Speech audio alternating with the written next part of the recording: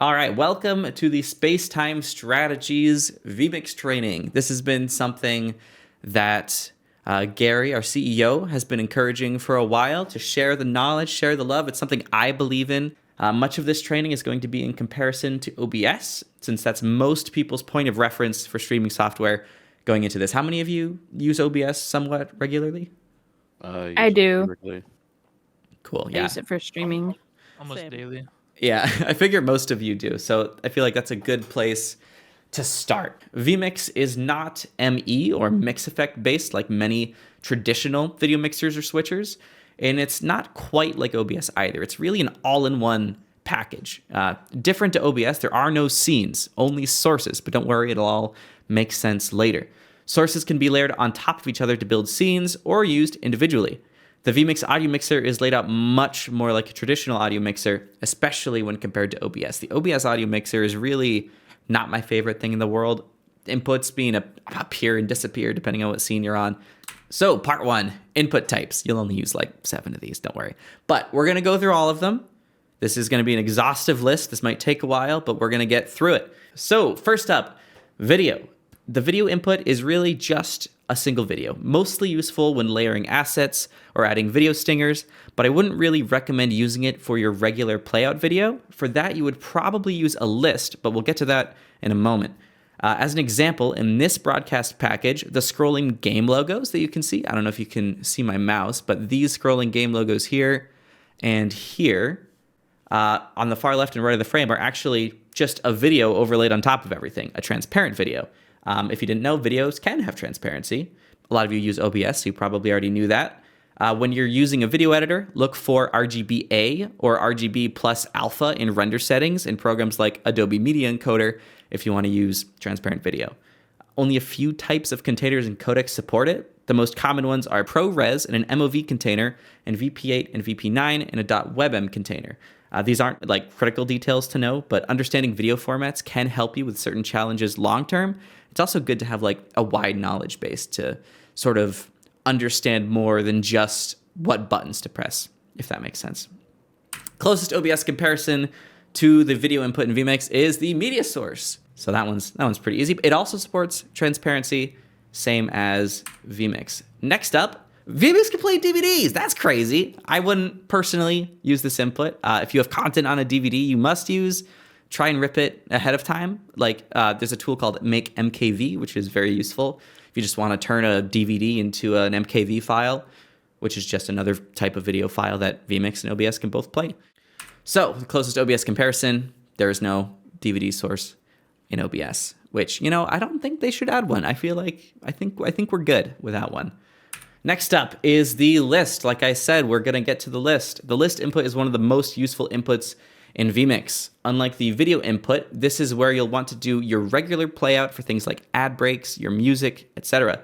You can mix types of media in a list, but I would try and stick to one type per list if possible.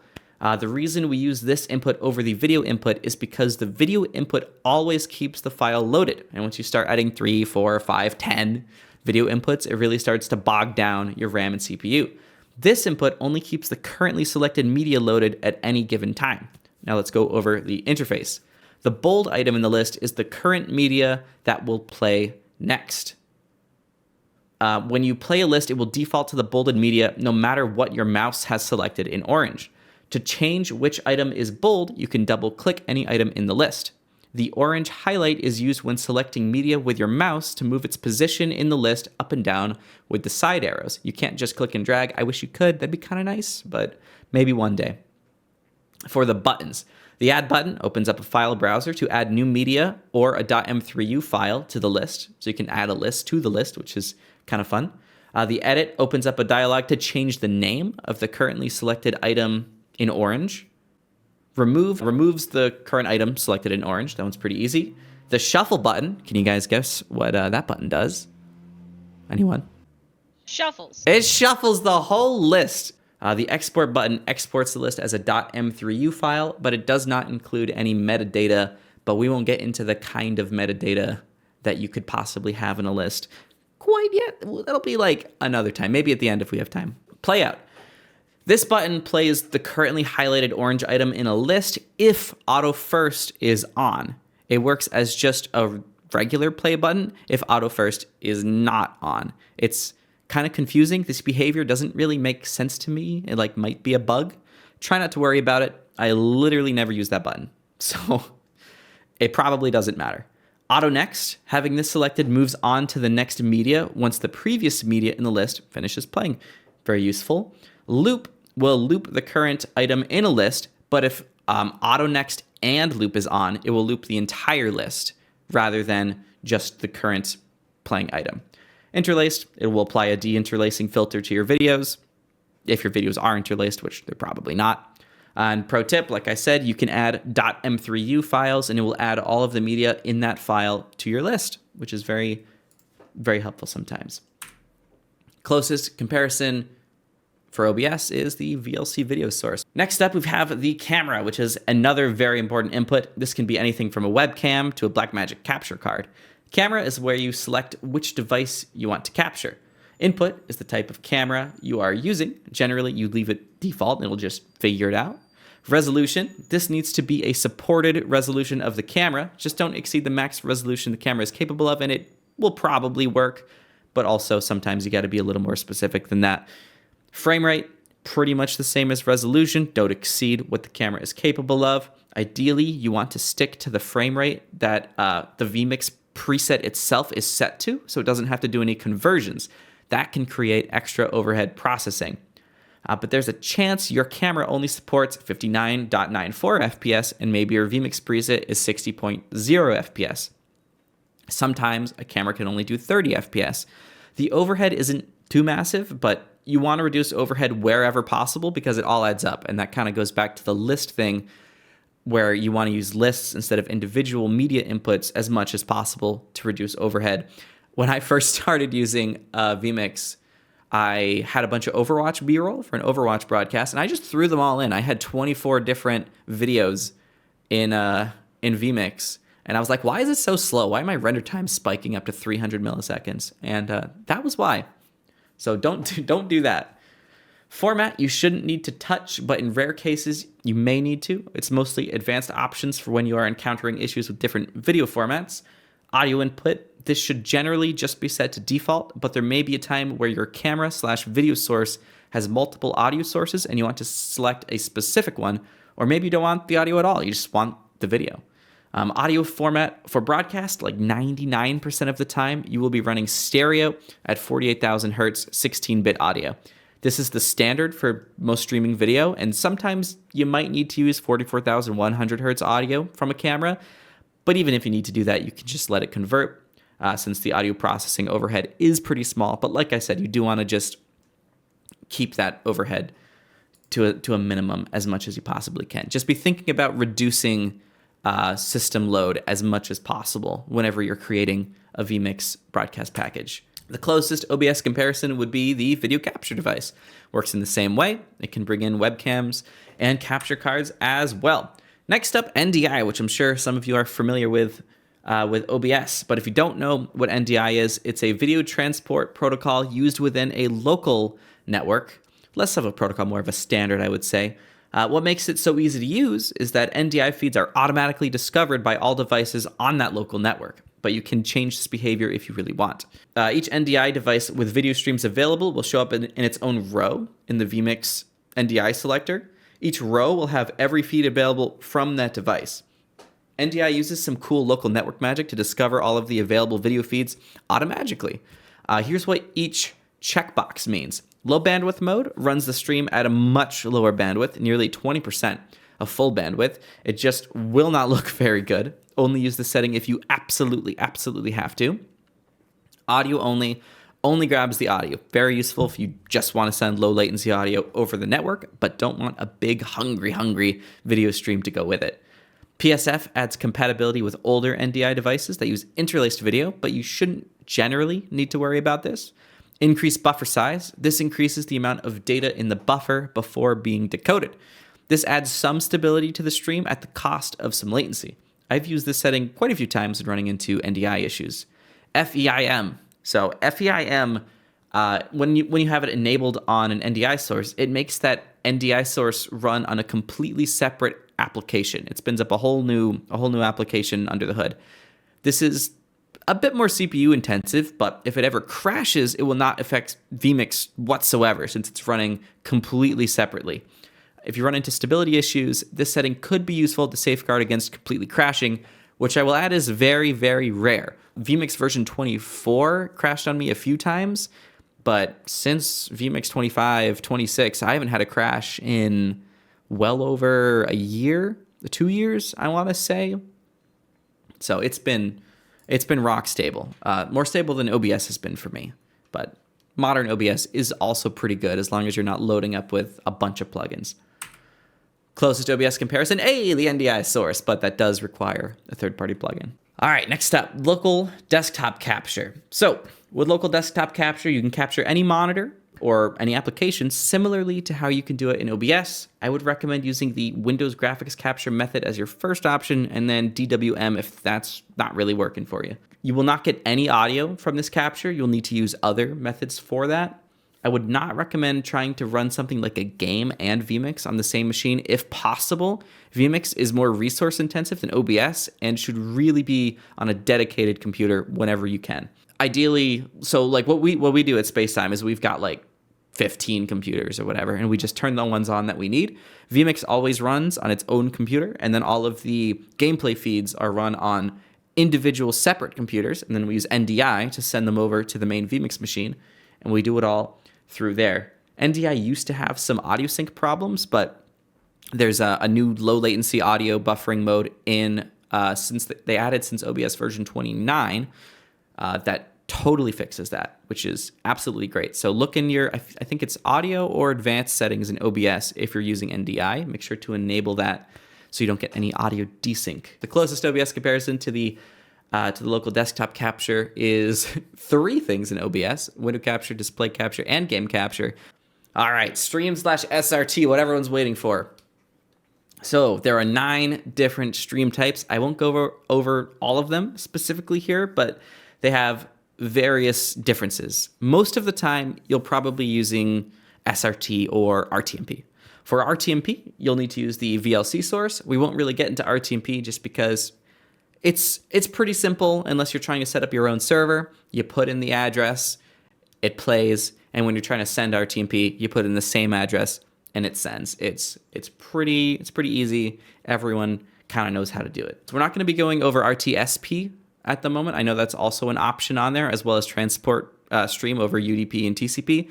Those are not used very often, at least not over the internet on online shows. Locally, you might use RTSP over SRT just for latency reasons, but for now, we're just going to go over SRT since that is the most relevant for training like this. So for SRT, there are 3 modes. We've got caller, which means you are reaching out to a listener to establish a connection. Listener means you are waiting for a caller to reach out and make a connection. Both modes can be used to send or receive video feeds. I want to reiterate this point.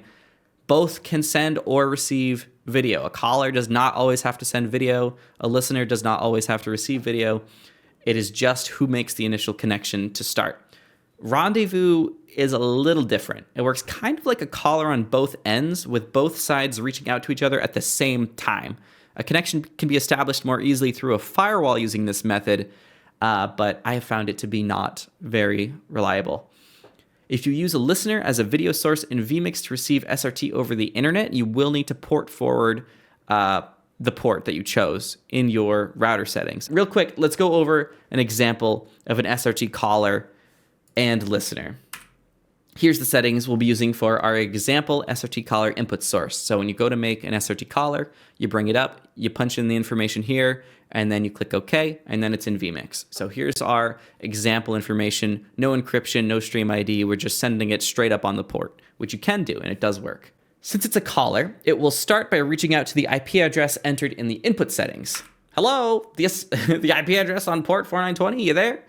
If that SRT listener device is listening on the right port with the right network settings, it will get a ping from our caller and reply, yeah, here you go. And then it will be like, I've got a video, and it'll start transmitting that video feed. Now, this is an oversimplification, of course. In real life, there's a bit more back and forth. They need to decide latency, encryption settings, packet size, stuff like that. But for this example, that's how a caller SRT input works. Now, let's say we have an example where our SRT source is a listener. Here you can see the settings used for this example. You may notice the IP address field is gone. This is because a listener simply listens. It can only listen on its own network interface, which means the callers have to put in your IP address. If they're within your network, it would be your private IP address. If it's over the internet, it'll be your public IP address, which means you would have to port forward if they want to be able to connect to you. To start things off, the SRT listener will just kind of wait around, wondering to itself, maybe one day my caller will arrive, and it'll do that to the end of time until one day a caller shows up. Hey there, 172.5 blah, just, random IP address on port 6260. I've got a stream for you. And assuming the listener is listening on the correct port, it'll hear it and it'll be like, I've been waiting so long, please send that video. And it'll be like, here you go, and send the video data. Now, again, this is an oversimplification, but it kind of gives you an idea of how these connections are made. A listener and a caller can both send and receive video. We went over receiving, but the sending video works in the exact same way, just the video would flow the opposite direction. And each SRT caller and listener knows whether they are a video sender or a video receiver. You never need to really worry about that side of things. Now let's go over rendezvous mode. We're just gonna hit it briefly because it's kind of weird and you probably won't use it. I've had trouble getting it to work.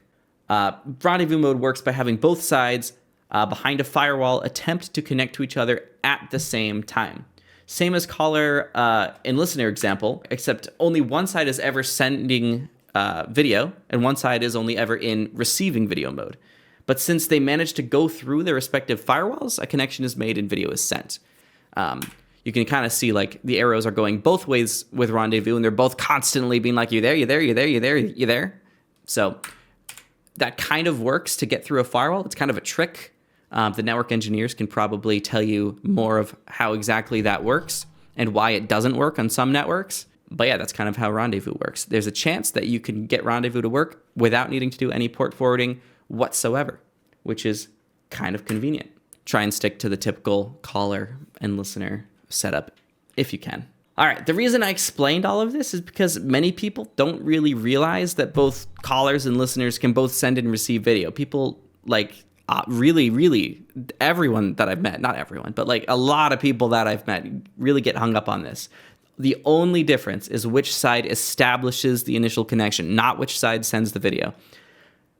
As a reminder, if you use SRT on a consumer internet connection, you will need to port forward in order to receive a connection. I mean, the same is true also on not consumer internet. It's basically anything where there's a firewall, you're going to need to port forward.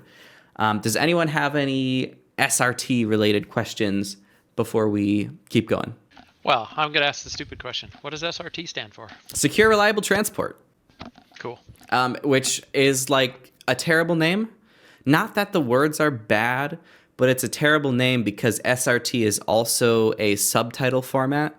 So if you're ever Googling SRT, try and Google Secure Reliable Transport or SRT video.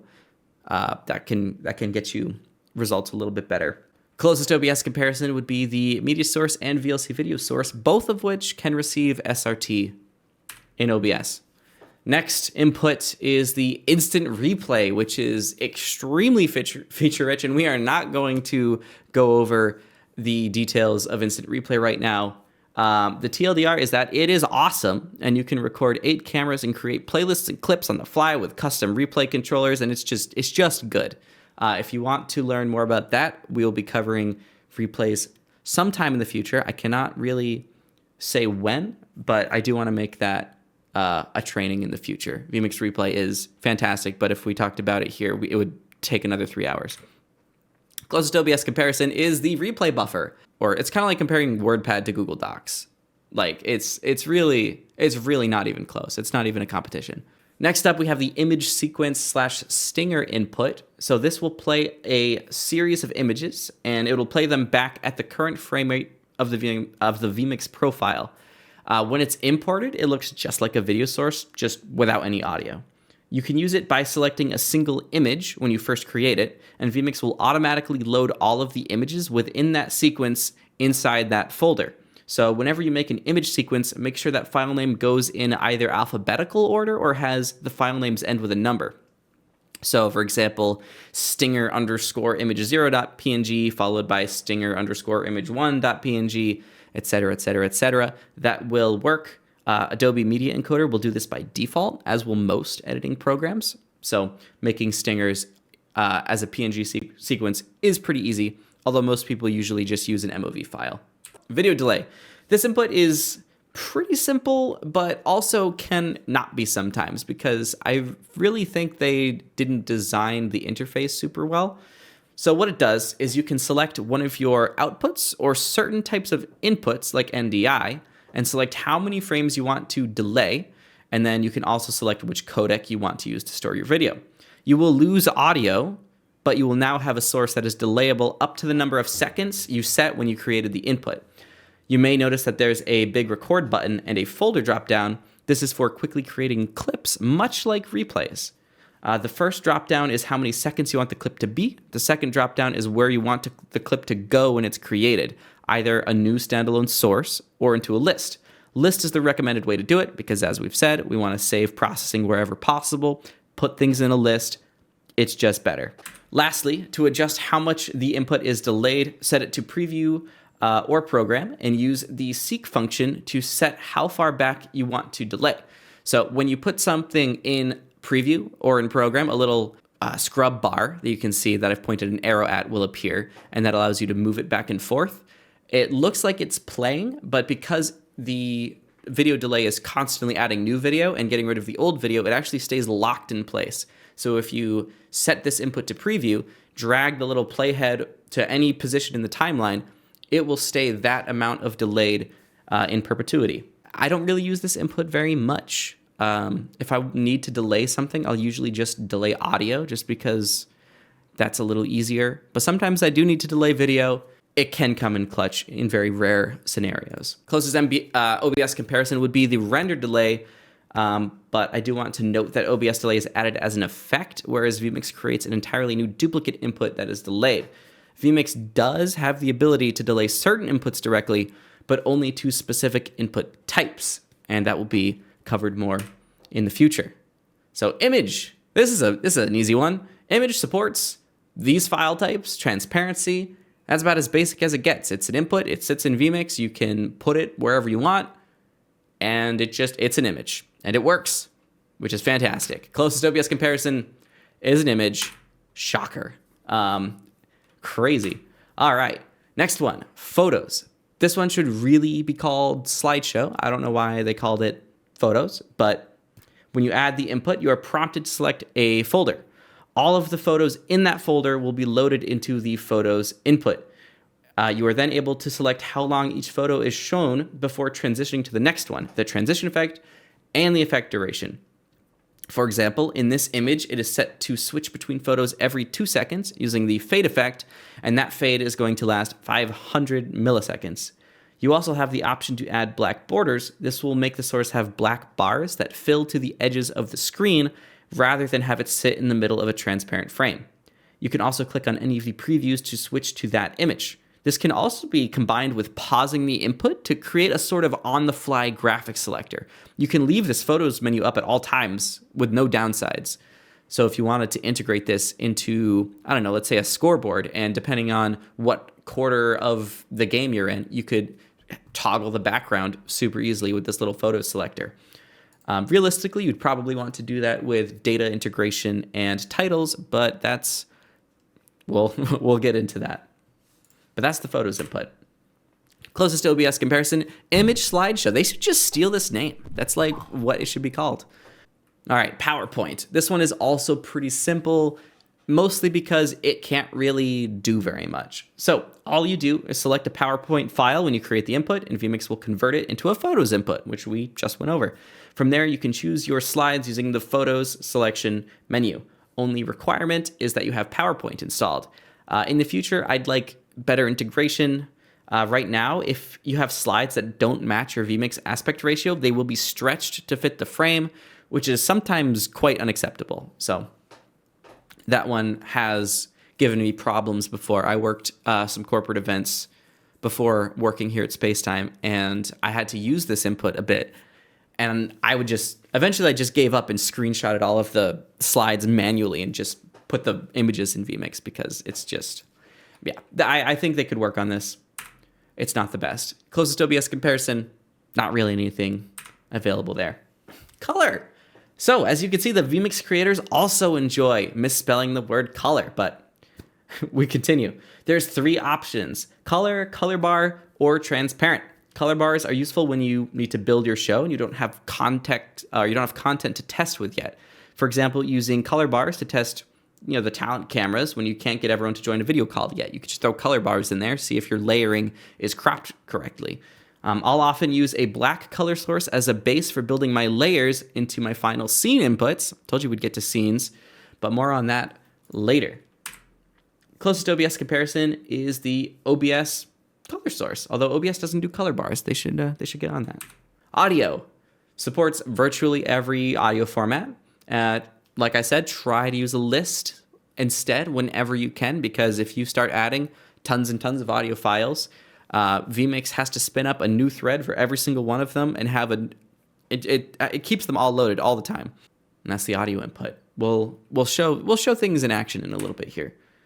Closed OBS comparison is the media source. Again, it makes a second appearance here. Next up is the audio input. The audio input differs from the audio input. Very easy to follow naming here. But this input works by capturing a live source rather than playing from a file. The audio can be pulled from any audio device on your computer, including ASIO devices like high-quality audio interfaces. You can even pull audio from a source within vMix, such as master audio or an audio bus. And let's actually go over a quick example of how you might use the audio input.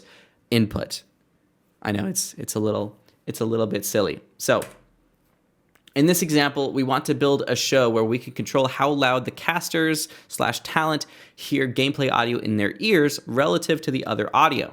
As we'll go over in a little bit, the calling system does not have a volume bar for the talent to control. It's very silly. But anyway, this goes into the audio mixer a little bit. So if you don't understand how an audio mixer works, this might be a little hard to follow, but we're going to go through this one example real quick. We'll go over audio mixing in more depth in the future, but I just want to highlight this one example. Let's say we have 2 gameplay cameras on our broadcast, and we are routing all gameplay through audio bus B, and then from audio bus B to master. For any of you that don't know, master is always the name of our final output. If the caster calls are set to hear bus B, and I want to turn up their audio, I would need to turn up the gameplay audio for the entire stream. So you can see as I'm adjusting audio, this is a very simple example, but if I change bus B, it goes to the caster ears and it goes to master. Not ideal. So instead, I can add bus B back as a brand new input. So it duplicates everything that's going through bus B.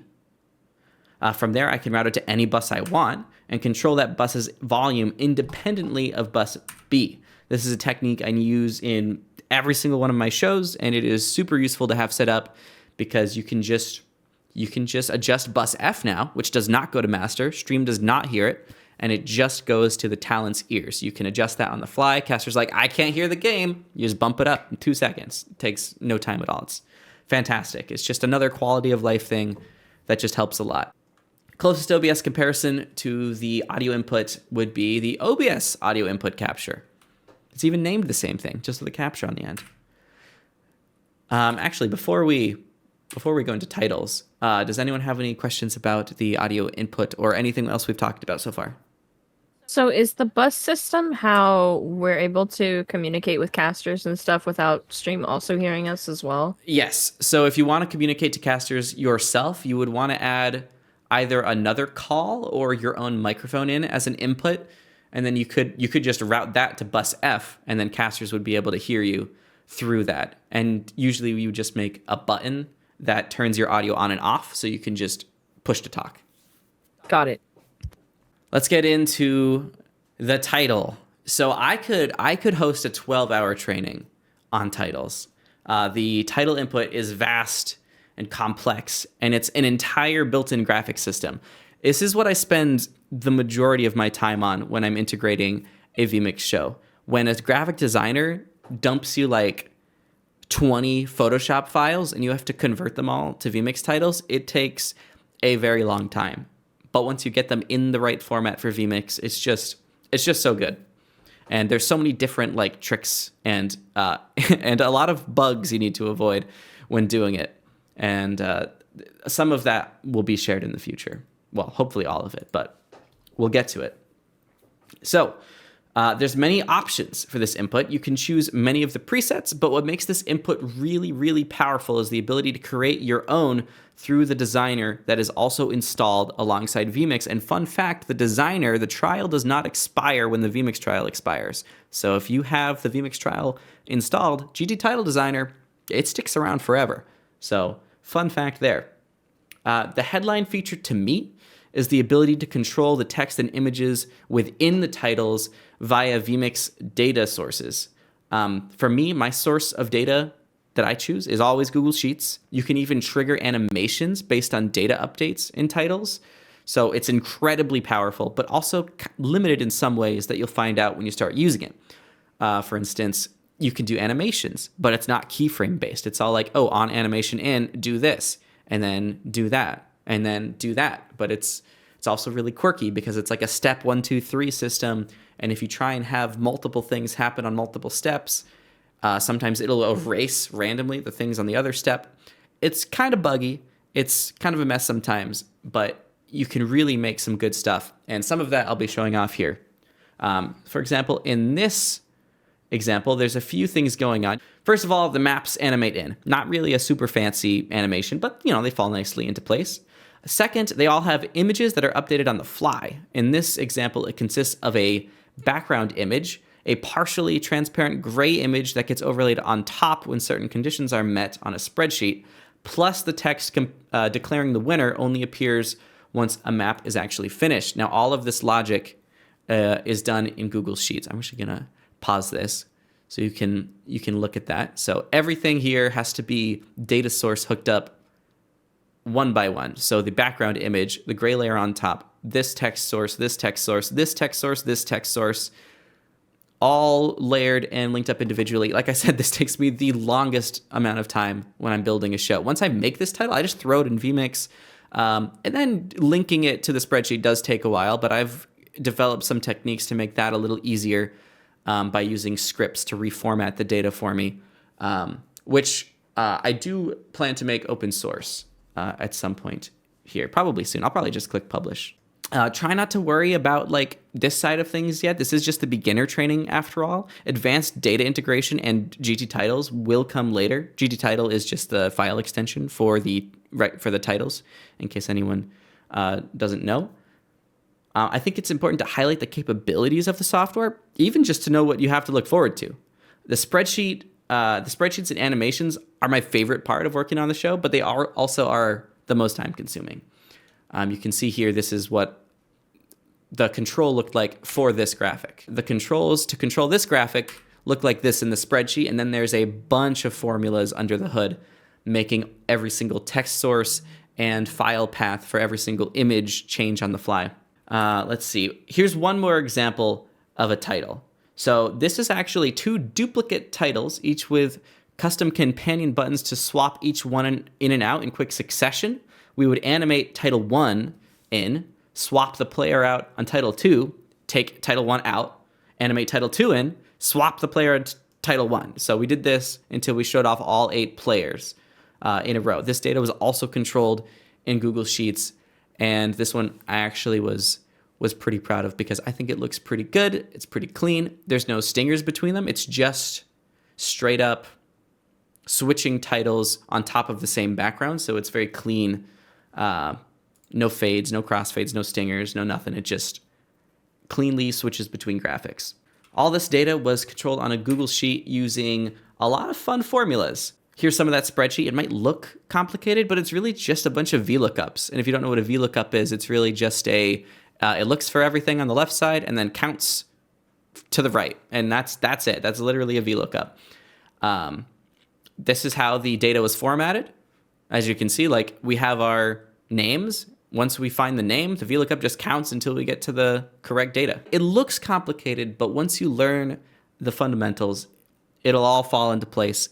And it's really just about formatting things in a way that makes sense and is easy to follow. I do want to emphasize that once you start getting into data sources and even building your vMix packages, it's important to think about what it'll look like and what it'll feel like to someone who has never seen it before, even if they're experienced with vMix. A lot of times, something might happen. You might wind up sick. You might you might not be able to do an event, but you're the one that built the show, and now someone else has to take over. And if it's built in a weird, quirky way that only you understand, it's gonna be tough. Ideally, you want to make things as well laid out, as streamlined as possible, and you want to think about that all the way through. It also really helps because this has been applicable to me.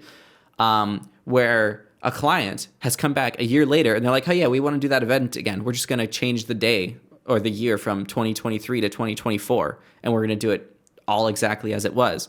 Then all I have to do is go back in to my show from a year ago, pull it in. And if I built it correctly, then it'll be super easy to just start using it again. It'll all make sense because it's laid out in a way that would make sense to someone that's not you. That's just a more practical example that came up recently. Closest OBS comparison is the text source. The titling system is vast. It has animations, photo swapping. It's just good.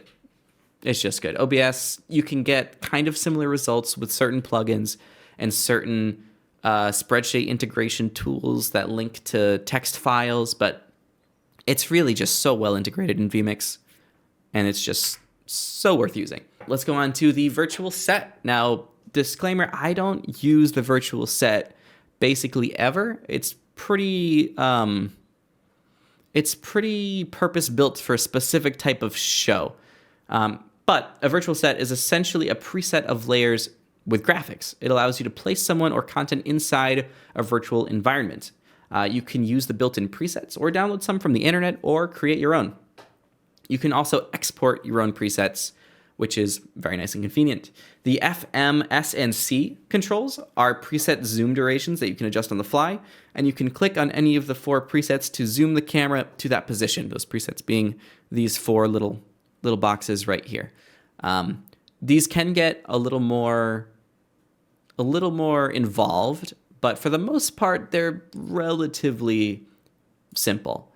And yeah, that's a virtual set. You probably won't use it, but they are useful in the event that you are doing a static, recurring kind of studio show, but all you have is a little green screen. So, or even if you just are doing personal Twitch streams and you just want to have fun with it, you can even do that.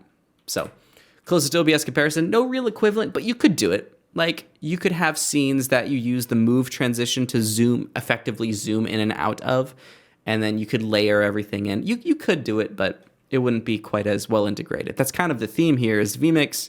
vMix is just well integrated. It's a well integrated all-in-one production tool. Web browser. So the vMix browser is basically the same as the OBS browser source. It just doesn't have the custom frame rate and CSS options that OBS does.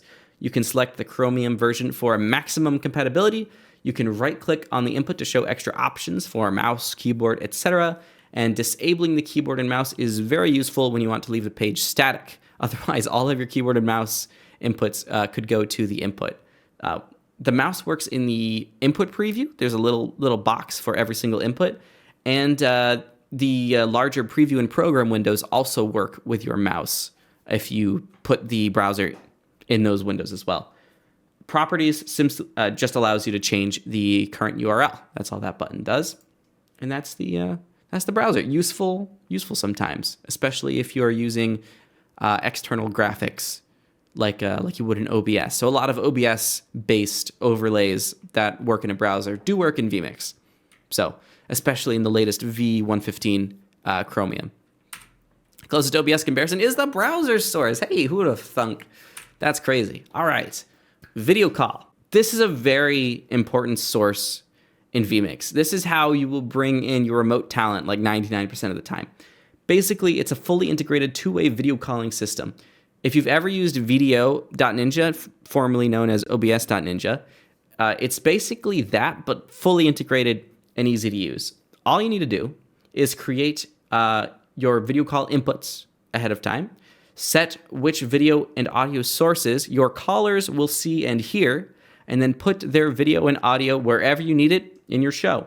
I usually bring in example images like the color bars, but also just a random caster headshot will work, and I will frame my show around those images and then swap those images out with the video calls in the layers once I'm done building the show. The advanced options are not changeable after the call is created, so if you need low latency mode or debug logging, make sure to enable those when you create the input. I would not really recommend using the low latency mode, as all it does is disable error correction, and you'll likely suffer from dropouts unless the connection is like literally perfect between the caller and vMix. What I would recommend is using advanced.vmixcall.com links instead of the default ones, so your talent has access to controls to change their video and audio device on the fly. And when you open a vMix call link, there will be a button to switch it to an advanced.vmixcall link. So just look for that and then give your talent that link. vMix uses pretty standard WebRTC for the video calls, so make sure your network allows peer-to-peer WebRTC connections if possible. It will use what I believe is called a turn server to route the video through it if a peer-to-peer connection cannot be made, but then that adds a whole bunch of latency. Not super great.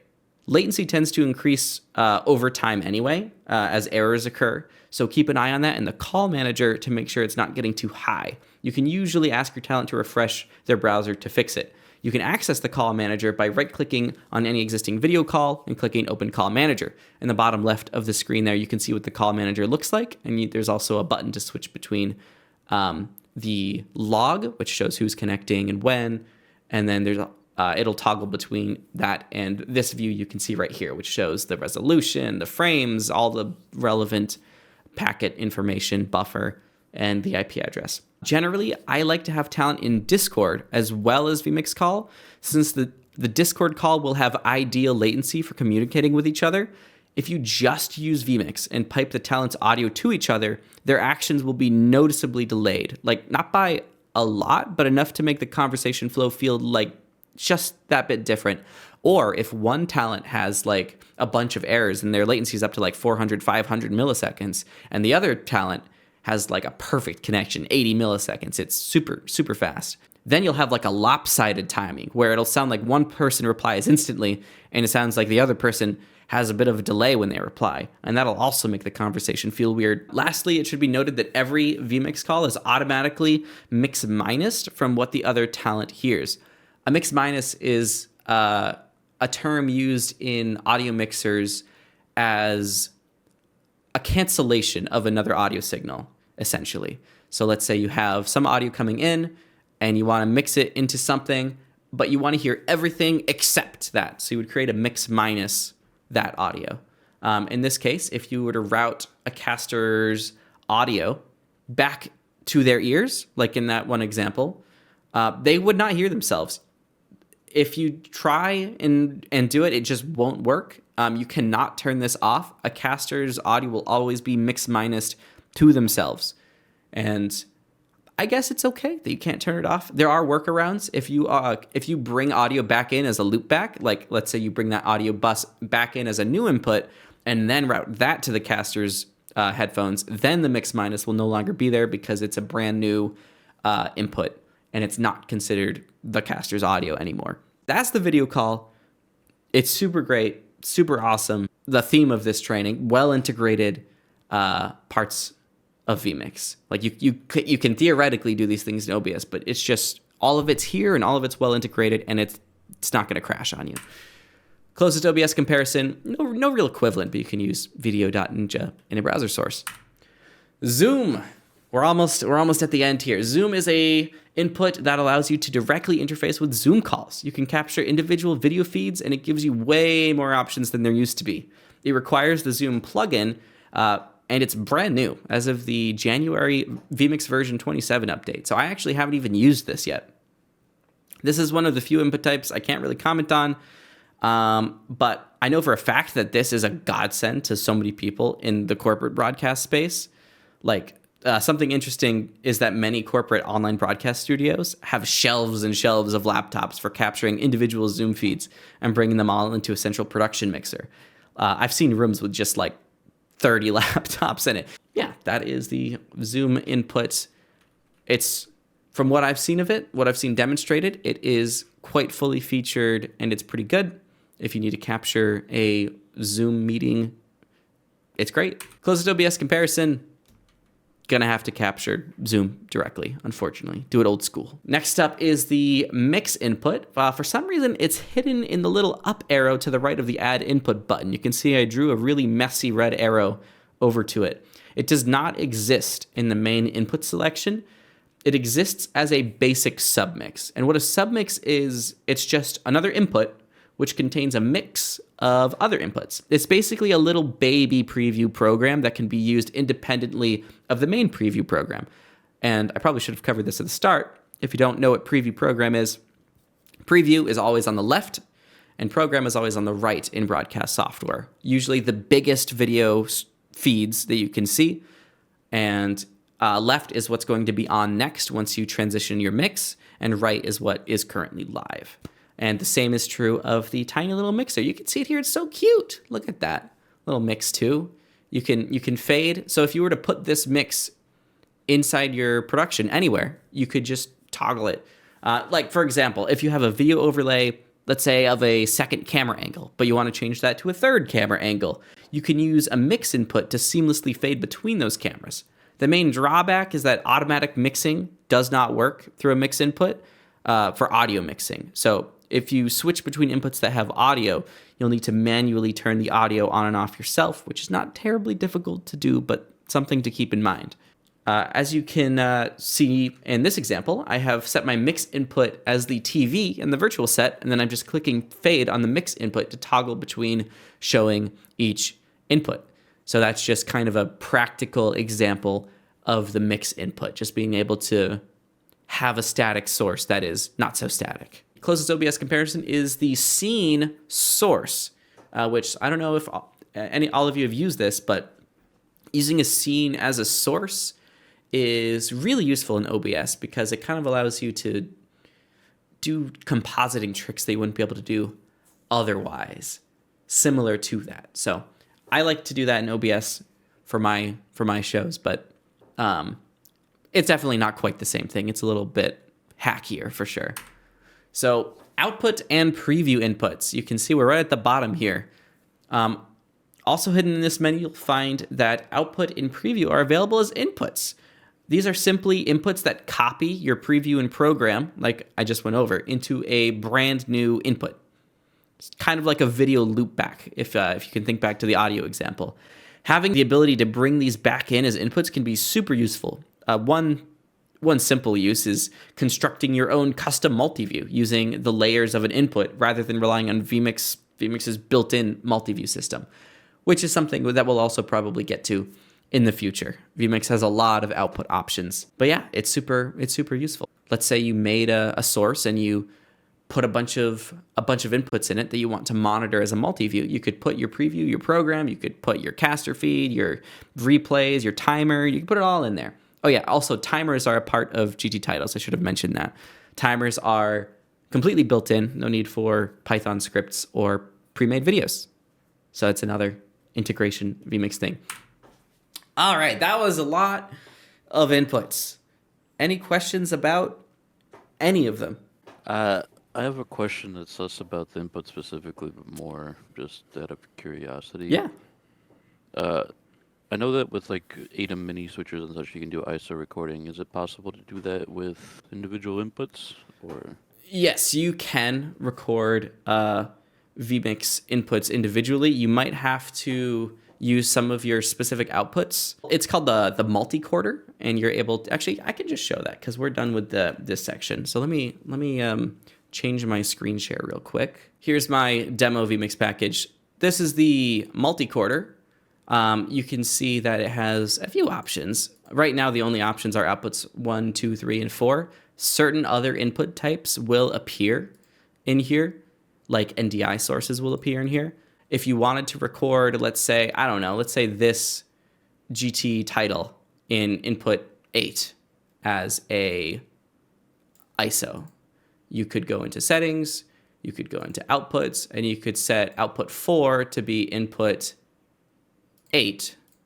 And then back in your multi-quarter, you would just record output 4, for instance. Gotcha. If that makes sense. I would like them to add more outputs. Apparently, it's really CPU intensive to do. Oh, yeah, I wouldn't be surprised. I was just curious because I know that OBS doesn't, as far as I know, do that. Yeah. I was curious if vMix does it. Yeah, vMix can do it, and other stuff will appear in here. You don't always have to burn it, as we call it. We say burning an output when we route something through an output just to do one purpose. I believe SRTs, I know for a fact NDIs will appear in here, and I believe SRTs will also appear in the multi-quarter. And there's a bunch of video encoding settings. So next up, I want to talk about layering. So this part's not going to be very long. We already reached an hour, so if people do have to go, they can go. But I do want to quickly show off in vMix how this might work. So I know we have some people here that might have never built vMix or even used vMix before. This is the interface. Looks pretty neat. Like I said, every input is its own input. There are no scenes in vMix, but what we can do is we can make an input a scene. We don't need scenes. We make our own scenes. So let's say we have a color. We can just leave it black. Now we have a new input. One of the big features of vMix compared to, let's say, a traditional switcher is that every single input can have up to 10 layers layered on top of it, which is a lot. If you've ever used traditional mixers, that's like having every single source as a super source in like an ATEM or something. It's a lot. That is, one of the advantages of having a software mixer. Everything is just doable in real time. But let's say we have our title. So let me grab our title. One thing I do want to note is that all of the layers are backwards. So layer 10, that's actually our top layer. If we were to bring the color bars in and shrink it down. Y'all are spoiled, by the way. This was just added 2 months ago. This feature, look at this. You could resize it right in here. There's these buttons. Oh, y'all are spoiled. We were roughing it with individual text input boxes just 4 months ago. Learning vMix now, y'all are in for a treat with this layering system. But anyway, so we've got the color bars in number 10. Let's bring in sunset.mp4 number 3, and you can see it is behind it. So in Photoshop, the layer on top would be the topmost layer, which just makes sense. But in vMix, the 10th layer is the topmost layer. So they really had to do things backwards, as well as have their preview program colors backwards by default. As you can see, I've switched it to red and green like it's supposed to be. That is industry standard, but I guess, they're from Australia, the developers. They're used to being upside down, so I forgive them. Let's do a real example here. Let's take our 2 up, which is in input 1. I'm going to set these back to none. I'm putting it in the middle because we need to layer things behind and on top of it. So let's take our caster 1, and then from there we can just. So this is the old interface. It's kind of hard to do this one with layers behind it. It's not too bad, but you'll end up accidentally. This is also brand new, so I have not actually used it that much. Like I said, this is a brand new update. Super useful. You can lock it, but it looks like when you go to click it, it'll still select it, which is not super fun. You can turn it off with these checkboxes, but yeah, you might have to still do it the old way until they figure that out. But It's not too bad. You can still click and drag. But you still just have to use sliders. So I usually just try and center it up, make it fill. And then you can also crop all 4 axes if you need to. So there's our caster 1. And then if we go back to layers, we can add caster 2. So shrink, bring over, scale back up. And you might want to crop things exactly to frame depending on your graphic, because sometimes it might overlap. Like let's say I made this too big, but now it's appearing on the other one. So sometimes you'll want to do that. You can't really set bounding boxes or anything like that. So you do have to be a little bit more manual hands-on when it comes to layering and things like that. But this interface is nice. I just wish that you could move things under it with a little more ease. But now we have a graphic, and you can see it's a color input, but it's our whole thing. It's our whole graphic, which is pretty fantastic. If we go into the settings and go to general, we could rename it caster 2-up scene if we want to. And now we've got this. We can also categorize inputs. You can see these are all empty. These are tabs. You can rename them by right-clicking anywhere on them, and you can just name them whatever. So I usually have some kind of scenes folder, and you can drag it in there, and then it'll be in scenes. Something to note is that everything will always exist in the gray folder. So everything is always in gray, but then it can be duplicated to the other colors, if that makes sense. So gray is always all. So I pretty much always just name gray to all. We could have this one as scenes, this one as like titles, music, etc., etc. And they also recently added the ability to add tons more, which is super useful. That is basic layering. Let's go back over here. Here's the photos input, like we were talking about before. And here's the slideshow settings. As you can see, you can just click between it. If we were to set it to cut and set this to no longer play and no longer loop, and turned off any of the automatically starting settings, then we just have a nice little toggle panel for photos, which is kind of neat, useful for certain graphics. And here's what a title looks like in vMix itself. Here's that one that we had as an example. Of course, all this data is wrong because it's just whatever the default data was in the title. But if I click play on it, it'll animate in nicely. And if you right click on a title, all of the animation options will appear as well as the title editor. The editor is not as good as GT Title Designer. GT Title Designer is where you actually like shape things and put your text in place. But the title editor is useful if you want to swap images out or change text real fast. It's also where you do your data integration. So if I wanted to link this image to a spreadsheet, I would go to like data source, manage, add a Google Sheet, stuff like that. So, and then from there you could go like Google Sheets, table, column, row 3, and it'll pull that data. As long as it's a valid image URL or file path. But one more thing I want to highlight is the merge transition. So the merge transition is a little bit different. Let's take our sunset video here, and let's make a new scene. We're going to call this floating casters.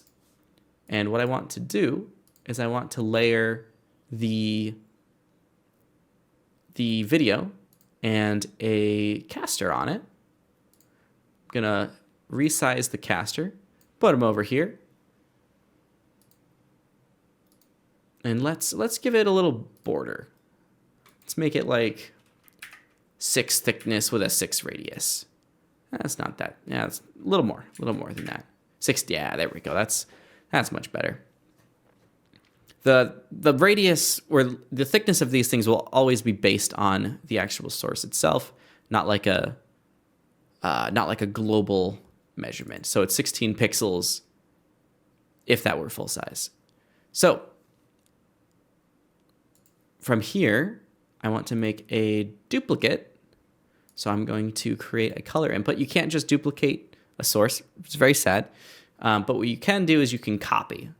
You can copy data. So there's a copy from button here in the input settings. So I've always just been hitting this configure button in the bottom left of each input. So you can go copy from. Let's select input 11 because that's our floating casters we just made. Let's copy our layers, and the layers come right in. So now we have 2 of them. Now what I'm going to do is I'm going to take our caster, put them over here, zoom them up a bit. And now here's the special sauce of the merge transition. Hold your ahs. This is pretty neat. I do want to add that you're also being spoiled here, new people, because this wasn't possible just until the latest update. These borders did not used to render in real time. They used to disappear and reappear when you would merge something like this. So that's another way that things are just so much better now. Things get updated, things get better. It's great. Merge will always try and resize and reposition a source whenever it is shared across preview and program. It doesn't actually even matter if it's in the same layer slot. I could move caster3.png to slot 6. And let me see, let me resize, and that's the wrong one. There we go. Let's resize and put them over here. If it'll let me. Oh, I have to drag it, right? Radius, yeah, something like that. All right, cool. And now we can merge again. I use this a lot in broadcasts. I'm sure you can imagine it's really useful for certain graphics to bring them in and out smoothly. You can also combine this with GT title animations to get sort of a 2-part animation. You merge in the graphic, and then when it plays, it does something else from a different direction. You can get really creative with it. There's a lot you can do. I kind of want to mention that there's overlay channels. You can have up to 4 extra layers on top of everything in your program, which is very useful. People that use existing broadcast equipment will be used to that concept. And you also have 4 stinger channels as well. You do not get unlimited stingers like in OBS. They are individual channels.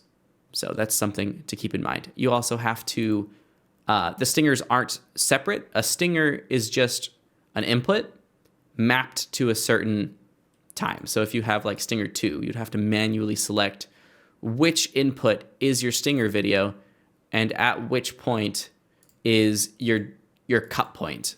And you have to do it all manually. And OBS even added track matte transitions. Have you all seen this? Track matte transitions? I wish vMix would add track matte stingers, and I would be in love. But that's pretty much everything I want to go over today. In summary, use list sources instead of media sources whenever possible to reduce system load. Loopbacks, super useful.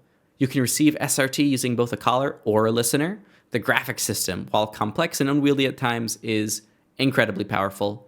Google Sheets is incredible. Start learning how to use it. vMix call, really good. Make sure to use it. Submixes do not control audio. Layers are stacked backwards. Tabs are useful for organizing inputs, but they can only exist in one at a time, except for the All tab. Color inputs are useful as base inputs and to use as scenes. So even though we don't have scenes explicitly, we can use inputs to make scenes ourselves. And then I'll give you all some homework if you want to do some of this. Download the vMix trial. Try and stream SRT from OBS to vMix. Try and stream NDI from OBS to vMix. Mess with GT Title Designer. Mess with the audio mixer. We didn't really go into audio much at all this time, except for briefly when we talked about the audio input and loopback example. Feel free to DM me at any time if you have more questions later on. It's @build on Discord for any of you watching the VOD, because all of you here watching in Discord right now, you can just click on me. But that's it. That is slide 88 of 88. I forgot to make a thanks for watching slide.